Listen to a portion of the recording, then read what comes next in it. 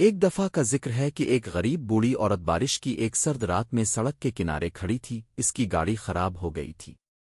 ایک امیر آدمی وہاں سے اپنی شاندار گاڑی میں گزرا، اس نے بوڑھی عورت کو دیکھا لیکن اسے نظر انداز کر کے آگے بڑھ گیا۔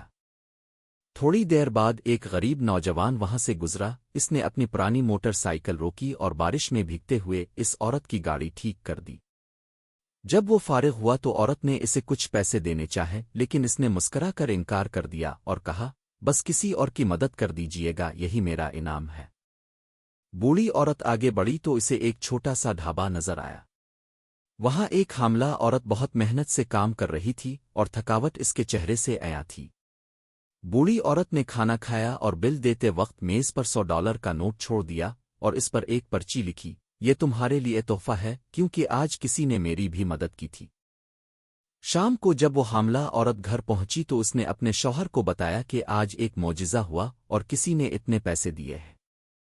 اس کا شوہر وہی نوجوان تھا جس نے سڑک پر بوڑھی عورت کی مدد کی تھی۔ اس نے سچ کہا تھا کہ نیکی کبھی ضائع نہیں جاتی اور گھوم کر واپس ضرور آتی ہے۔